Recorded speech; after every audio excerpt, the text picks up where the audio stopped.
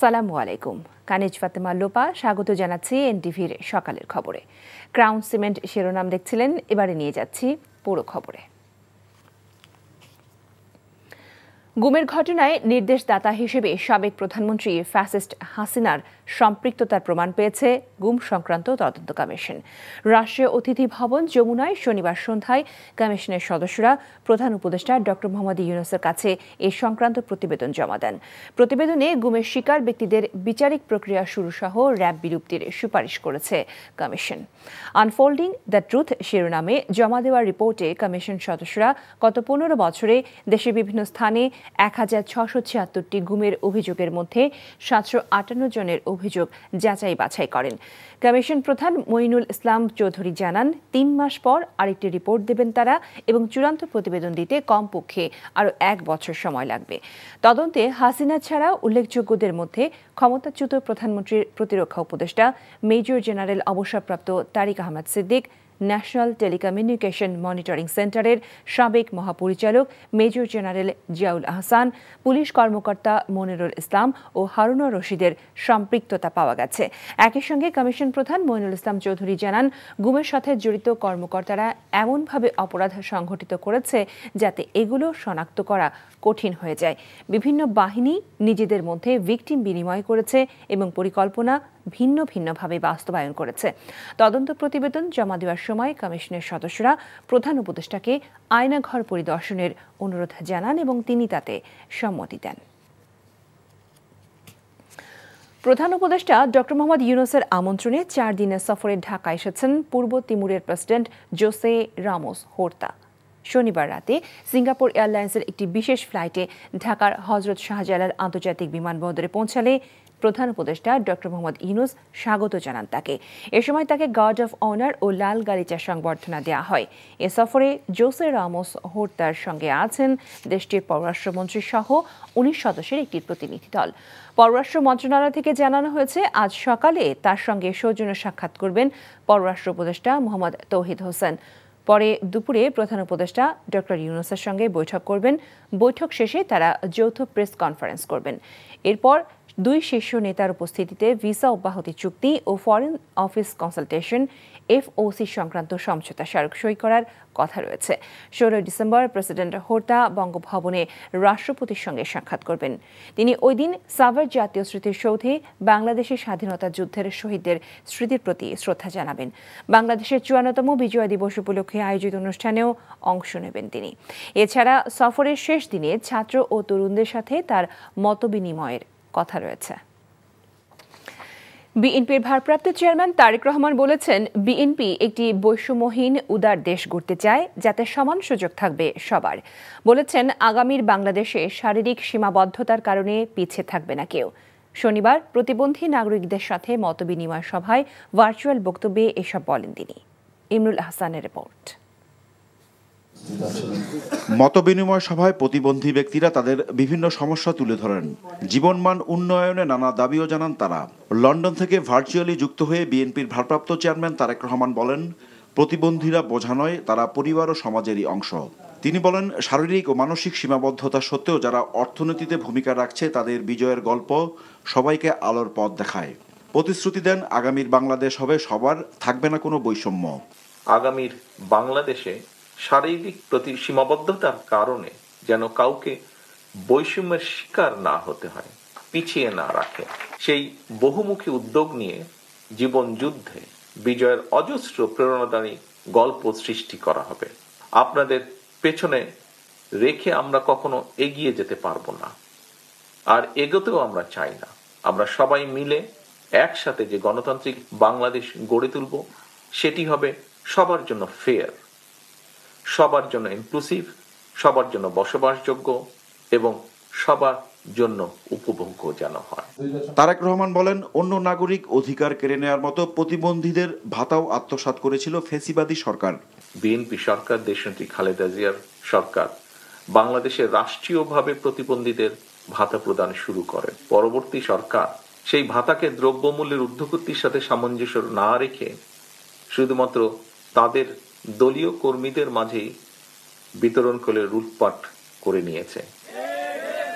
অর্থনৈতিক বাস্তবতার সাথে সামঞ্জস্য রেখে আমরা প্রতিবন্ধী ব্যক্তিদের বা ভাই বোনদের জন্য ভাতার পরিমাণ বাড়িয়ে তা ন্যায্যভাবে পুনর্নির্ধারণ করতে চাই আমাদের পরিকল্পনার ভিতরে।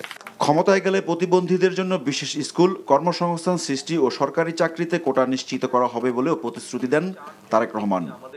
Imrul Hasan, NTV news, Dhaka. নির্বাচনের মাধ্যমে রাজনীতিবিদদের হাতে ক্ষমতা দিয়ে অন্তর্বর্তী সরকার সরে যাবে বলে মন্তব্য করেছেন পররাষ্ট্র উপদেষ্টা তৌহিদ হোসেন। শনিবার দুপুরে নরসিংদীর বেলাব উপজেলার সকল কর্মকর্তা, বীর মুক্তিযোদ্ধা, প্রতিনিধিগণের সাথে মতবিনিময় সভায় এই মন্তব্য করেন তিনি। সভার শুরুতে ছাত্র জনতার আন্দোলনে নিহতদের স্মরণে 1 মিনিট নীরবতা পালন করা হয়। বাংলাদেশ ভারতের বর্তমান পরিস্থিতির বিষয়ে পররাষ্ট্র উপদেষ্টা বলেন, সব দেশের সাথে সুসম্পর্ক সম্মানের ভিত্তিতে হতে হবে। সেই লক্ষ্যে কাজ করে যাচ্ছে সরকার। আমাদের উপর যে দায়িত্বটা দেওয়া হয়েছে সেই দায়িত্বটা অর্পণ করে রাজনীতিবিদদের হাতে ক্ষমতা দিয়ে আমরা চলে যাবো, তারা দেশ চালাবে। তাদের প্রতি শুধু আমার একটা অনুরোধ থাকবে সবার পক্ষ থেকে, আবার যেন 10 বছর পরে, 15 বছর পরে, 20 বছর পরে ছেলেদেরকে রাস্তায় নামতে না হয়, ছেলেদেরকে মেয়েদেরকে রাস্তায় নামতে না হয়, যেন তাদেরকে আবার জীবন দিতে না হয়। এই দায়িত্ব আপনাদের উপর থাকবে, আপনারা কিন্তু সেই দায়িত্বটা দয়া করে পালন করবেন। ঢাকা বিশ্ববিদ্যালয় এলাকায় যান চলাচল সীমিত করায় ভোগান্তিতে পড়েছেন সাধারণ মানুষ। বিশ্ববিদ্যালয় প্রশাসন বলছেন, শিক্ষার পরিবেশ ফিরিয়ে আনতে ক্যাম্পাসে যান চলাচল নিয়ন্ত্রণ করা হচ্ছে। বিশ্ববিদ্যালয়ের প্রক্টর অফিস জানায়, শুক্র, শনি ও সরকারি ছুটির দিনে বিকেল 3টা থেকে রাত 10টা পর্যন্ত এবং অন্যান্য দিন বিকেল 5টা থেকে রাত 10টা পর্যন্ত স্টিকারবিহীন কোনো যানবাহন ক্যাম্পাসে প্রবেশ করতে পারবে না। তবে এর আওতামুক্ত থাকবে অ্যাম্বুলেন্স সহ জরুরি সেবায় নিয়োজিত যানবাহন। কায়কোবাদ মাহমুদের রিপোর্ট। সাপ্তাহিক ছুটির দিনে ফাঁকা টিএসসি এলাকা, সড়কে নেই চিরচেনা যানজট, শিক্ষার্থীরা চলাচল করতে পারছেন নির্বিঘ্নে। তবে এই সিদ্ধান্তের ফলে ক্যাম্পাসের চারপাশে প্রবেশপথগুলোতে বিকেল থেকেই নগরবাসীকে পড়তে হয় তীব্র যানজটে। পুরো এই রাস্তাটা হাইটে আসছি, অনেক মানুষ জ্যামে বসে আছে। 30 মিনিট হলো জ্যামে পড়ে আছি, যে রাস্তা দিয়ে ঢুকি ওই রাস্তায় জ্যাম, আর কিছু কিছু রাস্তা বন্ধ করে দেওয়া হয়েছে। বিশেষ করে পলাশী, শহীদ মিনার ও চানখারপুল এলাকায় স্বল্প দূরত্ব পাড়ি দিতেই বসে থাকতে হয়েছে দীর্ঘ সময়। ধানমন্ডি থেকে এখানে আসতে 1 ঘন্টার বেশি লাগছে। আমরা সেই গুলিস্তান থেকে হাইটে আসছি জ্যামের কারণে। শুধুমাত্র তাদের সিকিউরিটির জন্য বা তাদের প্রাইভেসির জন্য আমি একটা এত বড় এরিয়া রাস্তাটা ব্লক করে দেওয়াটা তো অন্যায়। বিশ্ববিদ্যালয় প্রশাসন বলছে, শিক্ষার্থীদের নিরাপত্তা ও শিক্ষার পরিবেশ ফিরিয়ে আনতে এই উদ্যোগ নেওয়া হয়েছে।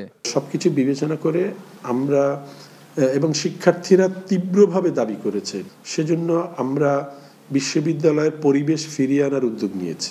আমরা কিন্তু কাউকে আসতে দিচ্ছি না তা নয়, আমরা তার আসার কারণটা জানতে চাচ্ছি। কারণ এখানে ক্যাম্পাসে টিএসসি এবং এই মেট্রো রেল হওয়ার ফলে এখানে যে ক্রাউড হয়, এটা কোনো স্বাভাবিক পরিবেশ না। পুরোপুরি আমাদের শিক্ষার্থীদের জন্য নিরাপত্তাহীন একটা জায়গা।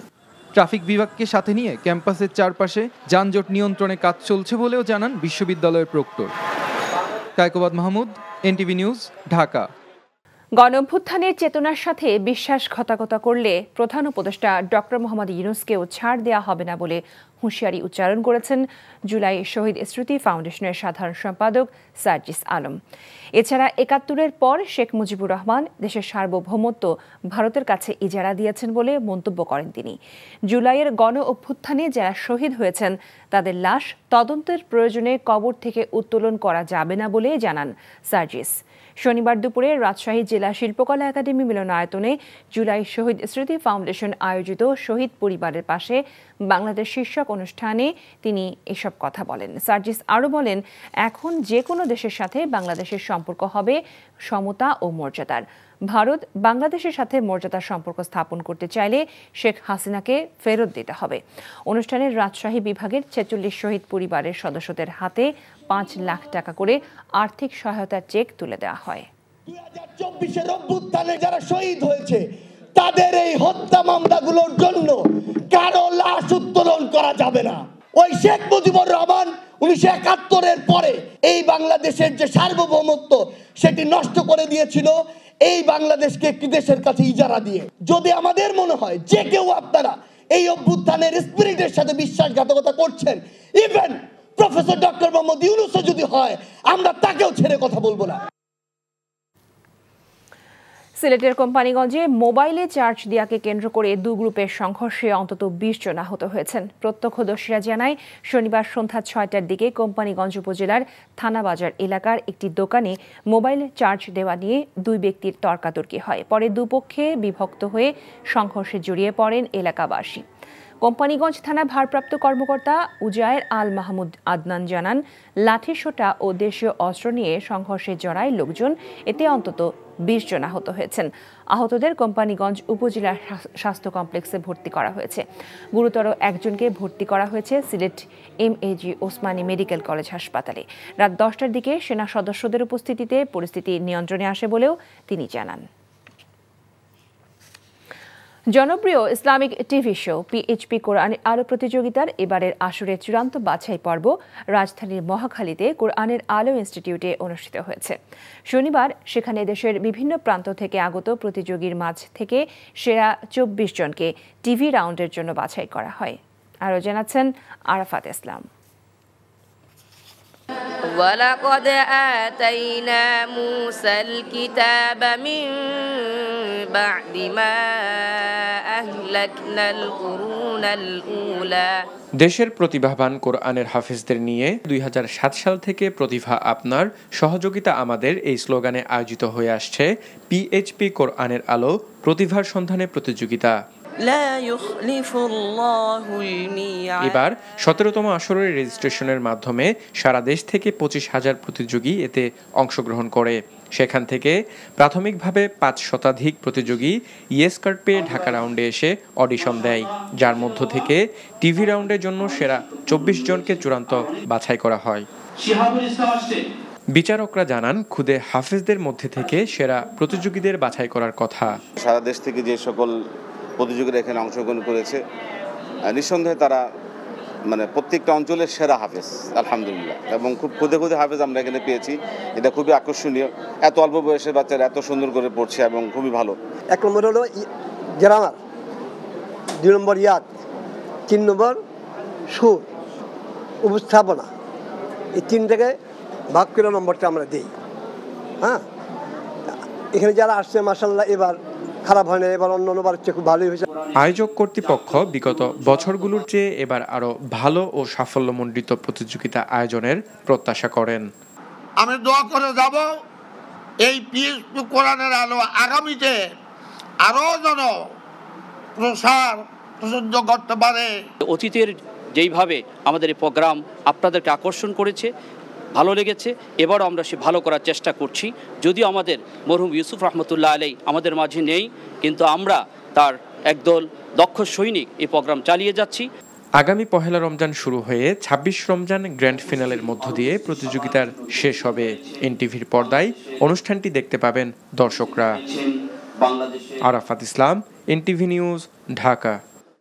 হাসিনার আমলে গত 15.5 বছরে গ্যাস কূপ খনন করা হয়নি বলে জানিয়েছেন শিল্প উপদেষ্টা আদিলুর রহমান খান। শনিবার দুপুরে নরসিংদীর ঘোড়াশাল পলাশ ইউরিয়া সার কারখানা পরিদর্শন শেষে তিনি একথা বলেন। শিল্প উপদেষ্টা আরও বলেন, দেশের সারের ঘাটতি মেটানোর চেষ্টা চলছে। গত 15.5 বছরে প্রতিটি সেক্টরে হওয়া দুর্নীতির কথা উল্লেখ করে সেগুলো নিরসনের চেষ্টা চলছে বলে তিনি জানান। গত 15.5 বছর নতুন করে খনন করা হয়ই নাই। বাপেক্সকে বসিয়ে রাখা হয়েছিল। এখন ভোলাতে কিছু গ্যাস পাওয়া গেছে, বাপেক্সের উদ্যোগে আবার গ্যাস খননের চেষ্টা হচ্ছে। আমরা যদি গ্যাস পাই তাহলে সেই সংকটটা চলে যাবে। এই ছিল সকালের খবরে। এই খবরের ভিডিও সহ আপডেট জানতে ভিজিট করুন NTV অনলাইন www.ntvbd.com। এছাড়াও NTVর জনপ্রিয় সব অনুষ্ঠান ও খবরের আপডেট জানতে ভিজিট করুন আমাদের ইউটিউব ও ভেরিফাইড ফেসবুক পেজ। সবাইকে ধন্যবাদ এতক্ষণ সাথে থাকার জন্য।